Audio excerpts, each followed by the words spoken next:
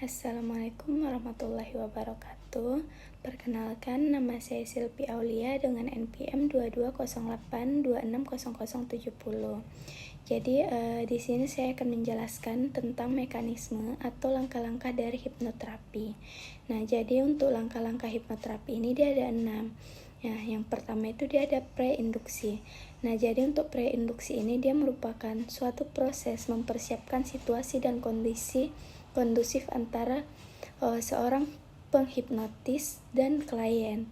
Nah, di sini akan menjelaskan proses hipnotis, fenomena yang akan terjadi saat terhipnosis. Yang mana tahap ini adalah fondasi utama keberhasilan hipnoterapi. Biasanya dia akan memakan waktu 30 hingga 40% durasi sesi. Tujuan preinduksi ini dia yang pertama itu dia membangun rapport atau hubungan terapeutik, yang mana ini dasar kepercayaan klien kepada terapis, dan ini sangat penting karena klien hanya bisa masuk trans jika dia merasa aman. Lalu yang kedua itu melakukan asesmen klinis, di mana ini diperlukan agar terapis memahami kondisi klien secara komprehensif dan dapat menentukan teknik hipnoterapi yang tepat. Bisa dilihat dari keluhan utama dan riwayat masalah atau medis yang terjadi pada klien tersebut. Lalu yang ketiga menjelaskan apa itu hipnosis, yang mana tujuannya itu membantu klien mengerti proses yang akan dialami sehingga tidak terjadi penolakan.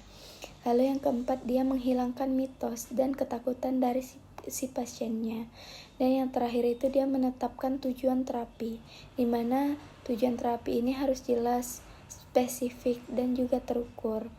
Nah, jadi langkah yang kedua itu dia ada induksi, di mana sarana untuk yang mana ini induksi ini dia merupakan sarana untuk membawa seseorang menuju keadaan transhipnosis, berpindah dari conscious mind ke subconscious mind, di mana proses hipnotis dilakukan. Yang mana tujuan dari induksi ini yang pertama untuk menurunkan gelombang otak dari beta, yang mana beta ini kondisi sadar biasa, ke alfa yaitu kondisi relaksasi, dan menuju theta atau kondisi trans. Dan lalu dia mengaktifkan parasimpatis dan membuat klien fokus pada suatu stimulus. Yang mana jenis induksi ini dia ada simple induksi. Untuk simple induction ini dia proses memfasilitasi klien untuk memasuki kondisi relaksasi dan fokus yang disebut dengan trans.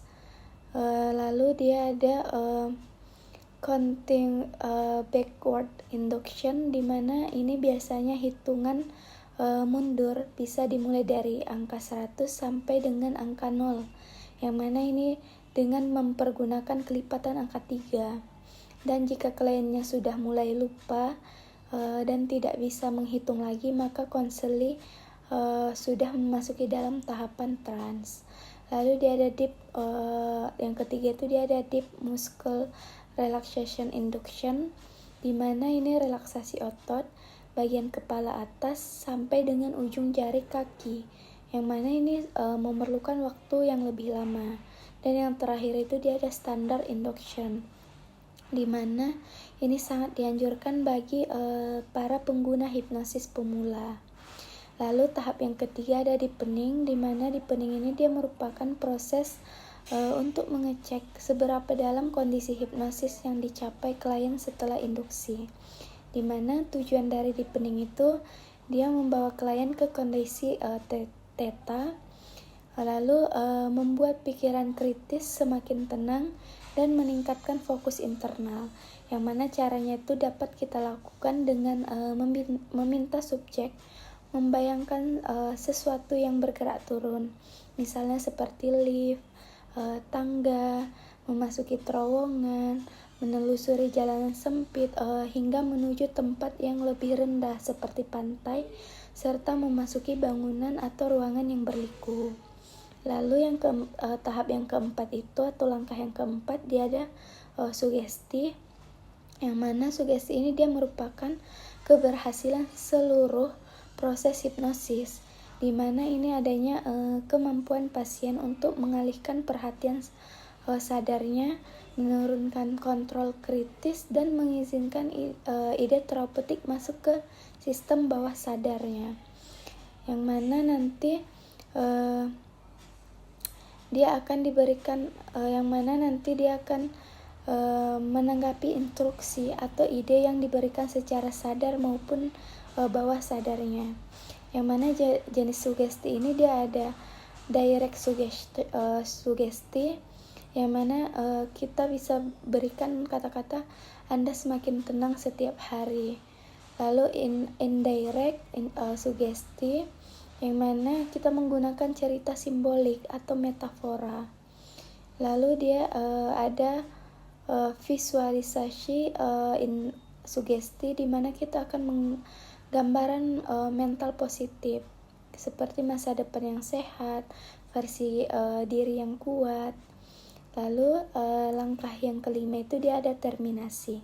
Jadi untuk terminasi ini dia tahap untuk mengembalikan klien dari kondisi hipnosis ke kondisi sadar dan waspada seperti semula, yang mana tujuannya itu membuat klien kembali fokus, merasa segar, dan tetap membawa sugesti positif yang sudah ditanamkan. Biasanya ini dilakukan dengan hitungan naik, misalnya saya hitung 1-5, Anda akan semakin segar dan terbangun. Lalu mengarahkan klien untuk membuka mata perlahan.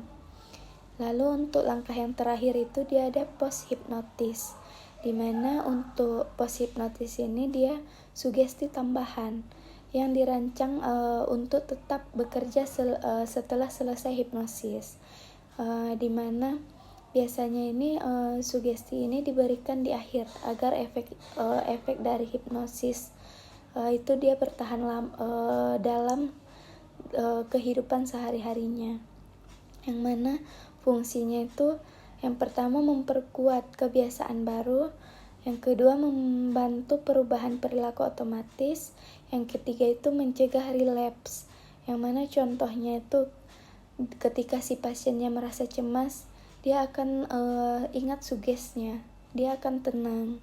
Ketika dia mau merokok, maka dia akan merasa timbul rasa tidak suka pada rokok. Dan ketika dia belajar, dia akan merasa dia lebih fokus. Mungkin sekian penjelasan saya tentang langkah-langkah atau mekanisme dari hipnoterapi. Maaf jika ada kata-kata yang salah. Sekian yang dapat saya jelaskan, saya akhiri. Assalamualaikum warahmatullahi wabarakatuh.